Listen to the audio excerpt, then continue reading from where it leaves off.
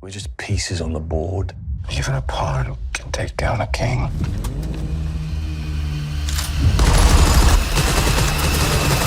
How are you guys doing? We're good. We're going to applaud. Hey, we are huge fans of Collider. We're always sending around links to your articles from Collider within the group chat. I say thank you, and I will let everyone on the staff know. Actually, I just passed around an article from Collider yesterday. Yes. Yeah. That is correct. Yeah, amazing. I say thank you. Jack, this is for you. This is the first question. You recently co-wrote Targeted Beirut, and I'm curious, is that something that you'd like to see adapted? But part two to that is, how tough is it to adapt something like that where you know at the end of the story there's a horrible thing? Do you know what I mean? I do, as do executives at all the major streaming services. But for me, I always wanted to branch out and do that. I saw what Tom Clancy did with his flagship series in the 80s, and then I saw him branch out into nonfiction with the guided tour series and a study in command series in the early 90s. He did multiple books in both of those nonfiction series. And I knew I wanted to explore different terrorist events because there are so many lessons that don't get learned from those, both tactical level lessons and strategic level lessons. And as I wrote down a list of different terrorist events that I could explore in that first nonfiction book, I kept coming back to Beirut 1983 because it was such a turning point in our relationship with the Middle East at large. And we didn't really learn the lessons, but someone else did. And that's terrorist organizations around the world. They took lessons from that. And that lesson was that terrorism works. James Scott, incredible guy, historian, Pulitzer Prize finalist. He was at our premiere last night with his wife. It was wonderful to all get together. But there are more in the series, and we're beginning work on the next one right now. We've been actually working on it the last couple months, but it is interesting in that there is, yes, it's a horrible event that happens at the end, and there's lessons learned in our response to it. But there is a main planner of that event that watches it happen in October of 1983, who is then killed in Damascus, Syria in 2008. And it's a bookend to that event. So a lot of it does play out. Unfortunately, it's a real event, but does play out like a thriller, like a film. But having that bookend does have some closure there, as does capturing those lessons and capturing the experience of those Marines who were digging through the rubble for their buddies, for family members who lost loved ones. And now they have something that they can point to that'll be there with them forever. And I tried to handle it in a very thoughtful, respectful way. And so it was an honor to be a part of that and to write that book. Thank you for the answer. Jumping into Terminal List, I'm so curious, after the first season became like this big hit for Prime Video, how much did the studio say to you guys, okay, where can we go from here? What are the spin-offs? And how much were you guys already thinking about that stuff? You know what I mean? Like, where did it all meet between studio and you guys? I think, a big hat tip to Mr. Chris Pratt on this one. He knew how busy his schedule was, but he also knew how much he loved these books, these shows, this team. So he wanted to make sure that we gave the fans something in between season 1 and season 2 of the flagship series.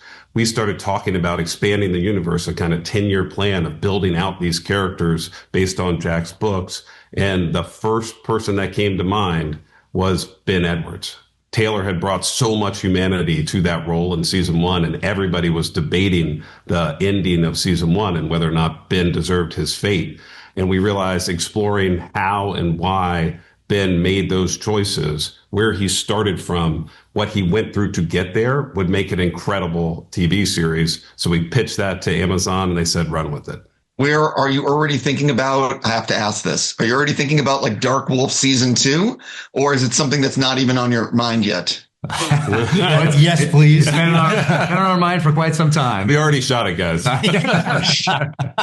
We're working on it. We've been thinking a lot about it. I'll let Jared talk about our anticipation of it. Yeah, that's we have ideas. We have many a times we've sat down this group and with Taylor and kicked it around.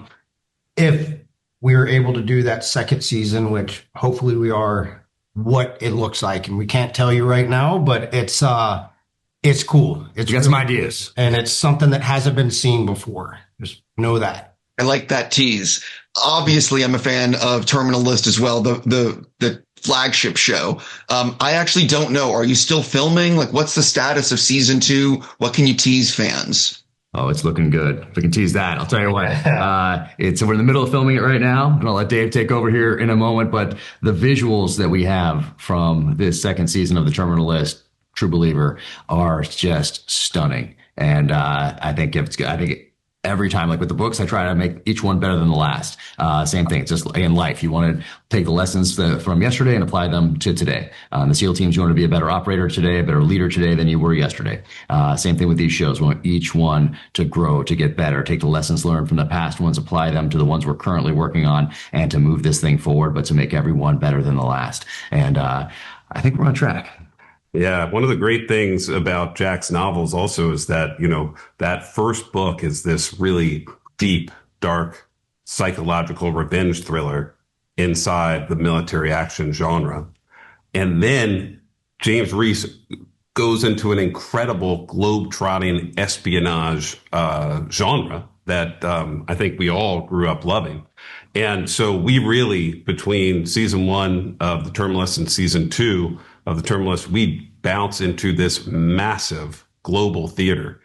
So we are currently filming season 2. We have shot in countries like South Africa, Canada. We're getting ready to head back over to Africa to keep filming. It is a remarkable journey and one of the biggest shows I think Amazon's ever undertaken. I was going to say, if you're filming that, I love when people film on location. It just adds so much realism to what you're seeing. Jared, this is a question for you, actually. One of the things about shows and movies that involve the military is, and SEALs, there's always really big action set pieces, and it's like Hollywoodized, if you will. But I would imagine, and I'm guessing because I'm not a member of the military, that a lot of the actions that soldiers take are actually more covert, more cloak and dagger. Am I wrong about this? And how much is it sort of that challenge of depicting what the audiences want to see, which is big explosions, big action set pieces, versus, those smaller moments that aren't really in the limelight, but are just as important? Yeah, no, that's a very fair question.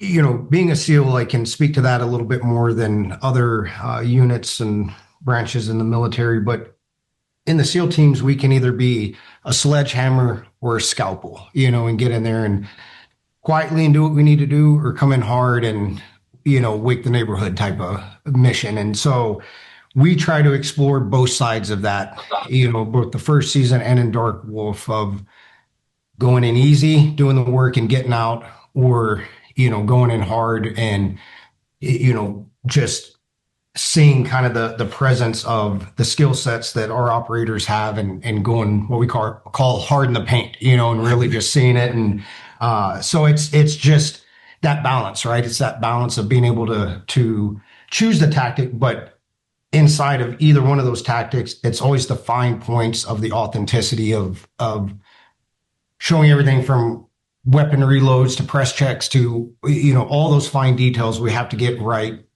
all the time. Gentlemen, I'm already out of time. I had many more questions. I'm just going to say congrats. I know the show will be a big hit, and thank you for reading Collider. Absolutely. Thank you, Collider. We read the end of the day. Thanks so much. Thanks, guys. Take care. Thank you. See you.